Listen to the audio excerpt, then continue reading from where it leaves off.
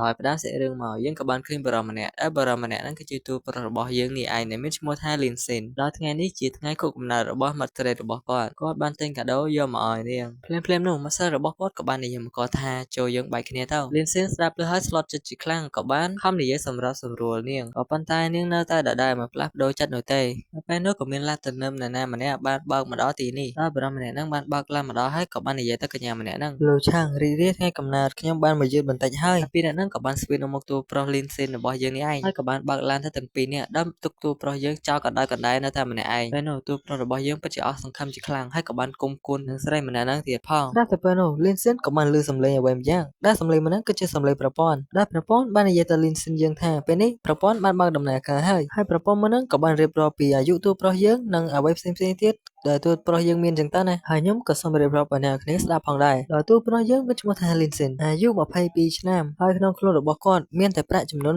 138យន់តែប៉ុណ្ណោះហើយលុយយន់មុនហ្នឹងគឺជាលុយចិនអ្នកគ្នាដោយកម្លាំងរបស់គាត់មាន level 1កម្លាំងរូបរាងកាយមាន level 1ជំនាញរបស់គាត់មាន level 1និងការយល់ដឹងរបស់គាត់ឬក៏បញ្ញាមាន level 1ហើយប្រព័ន្ធក៏បានផ្ដល់ប្រាក់ចំនួនរាប់រយលានឲ្យតួប្រុសរបស់យើងទៀតផងក៏ប៉ុន្តែលុយទាំងអស់ហ្នឹងដែលប្រព័ន្ធឲ្យ Linsin យើងហ្នឹងគឺមិនអាចចាយនៅខ្លួនឯងបានទេគឺបានតែចាយទៅលើ girl តែប៉ុណ្ណោះហើយនៅពេលហ្នឹង Linsin ក៏ភ្ជាប់ផ្អើលរឿងទាំងអស់ដែលបានកើតឡើងនៅពេលនេះគាត់ក៏បានក្រោកឈរឡើងហើយក៏បាននិយាយថានៅពេលនេះទេវតាបានជួយខ្ញុំហើយខ្ញុំនឹងចាប់ផ្ដើមការសងសឹកឬក៏ការប្រឆាំងនៅពេលនេះតែម្ដងហើយដែលរកមនុស្សម្នាក់ដើម្បីបំពេញ quest ឬក៏ target របស់គាត់នេះដែរនៅពេលនោះគាត់ក៏បានធ្វើដំណើរដល់កន្លែងមួយគាត់ក៏បានឃើញនារីម្នាក់ដែលតំណងជាស្រស់ស្អាតណាស់មើលតានេះហើយនារីម្នាក់ហ្នឹងយើងអាចនិយាយបានថាគឺជាមិត្តរួមបន្ទប់របស់ Lu Chen នឹងឯងដែលគឺជាស្រីដែលបានខ្វាត់ចិត្តតួប្រុសរបស់យើងនេះហើយនារីដែលនៅមុខតួប្រុសយើងដែលជាមិត្តរួមបន្ទប់របស់ Lu Chen នឹងមានឈ្មោះថា Lu Yasi ហើយប្រព័ន្ធក៏បានភ្ជាប់ទៅនឹងនារីម្នាក់ហ្នឹងផងដែរហើយនាងមានឈ្មោះថា Lu Yasi អាយុចំនួន21ឆ្នាំកម្ពស់ចំនួន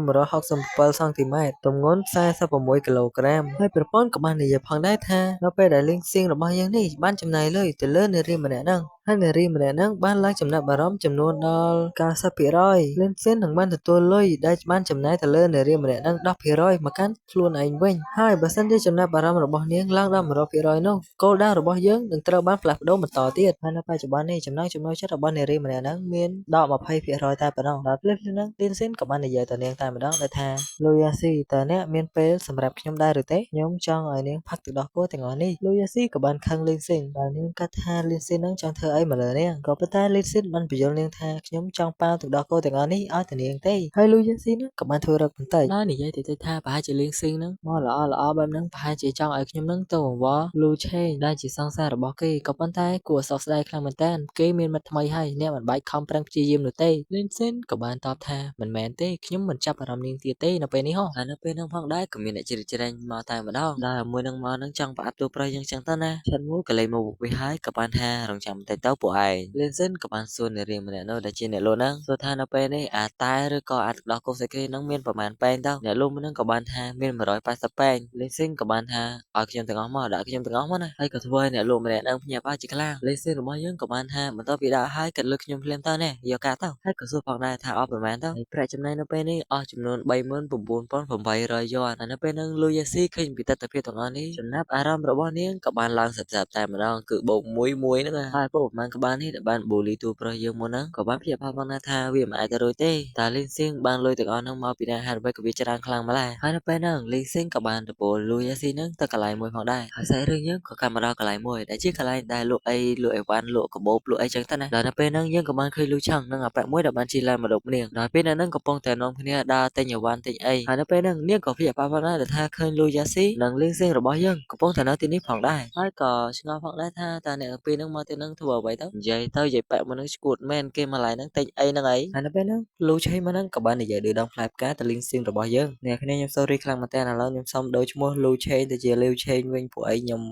មើលអក្សរខុសចឹងណាថាអីយ៉ាលីងសៀងដែរនេះមកជាមួយនឹងលូយ៉ាស៊ីទៀតតើអ្នកទាំងពីរមកទីនេះដើម្បីធ្វើអ្វីទៅតើអ្នកចង់តាមដានខ្ញុំមែនទេអូយបោះបង់វាទៅខ្ញុំលែងជាសង្សាររបស់អ្នកទៀតហើយខ្ញុំដឹងហើយថាអ្នកមកទីនេះដើម្បីតាមដានខ្ញុំទេគឺមិនមែនមកទិញអីទេលីងសៀនក៏បានតបទៅវិញយ៉ាងចុកថា នាងឈ្មោះមែនទេខ្ញុំមកទីនេះគឺដើម្បីទិញអីវ៉ាន់ហ្នឹងមិនមែនមកតាមដាននាងទេហើយខ្ញុំក៏លែងមានអ្វីពាក់ព័ន្ធនឹងនាងផងដែរហើយភ្លាមៗប្រព័ន្ធក៏បានភ្ជាប់ទំនាក់ទំនងជាមួយនឹងលូឆេងម្នឹងផងដែរហើយប្រព័ន្ធម្នឹងក៏បានរៀបរាប់ដូចជាលូយ៉ាស៊ីចឹងណាអ្នកគ្នាមើលកន្លែងទៅនេះខ្ញុំចង់និយាយឡើងហ្នឹងហើយនៅពេលហ្នឹងលីងស៊ីងក៏បានសប្បាយចិត្តជាខ្លាំងថានៅពេលនេះខ្ញុំមានឱកាសដើម្បីធ្វើបាបនាងហើយខ្ញុំនឹងសងសឹកពីអ្វីដែលនាងធ្លាប់ធ្វើដាក់លើខ្ញុំហើយនឹងឲ្យនាងសោកស្ដាយវាផងដែរហើយនៅពេលហ្នឹងផងដែរអាប៉ែមនេះវាក៏បានមកឌឺដងទូប្រុសយើងទៀតថាបើសិនជាឯងមានលុយមែននេះកាបូបមួយនេះឯងឆាប់ទិញវាទៅយើងចង់ឃើញតើឯងមានលុយទិញវាដែរឬទេលីងស៊ីនក៏មិនចាល់ដែរក៏បានថាអីគេទិញកាបូបនឹងតែមួយទេវាមិនគ្រប់គ្រាន់ទេខ្ញុំទិញមកហាងនេះទាំងអស់តែម្ដងហើយក៏ធ្វើឲ្យលូយ៉ាស៊ីនិងមនុស្សប្រមាណអ្នកទៀតដែលនៅក្នុងហ្នឹងភ្ញាក់ផ្អើលផងដែរចំណែកឯលាវមើលនេះក៏បានភ្ញាក់ផ្អើលផងដែរថាហ៎ឯងចង់ទិញទាំងអស់តែមែនទេ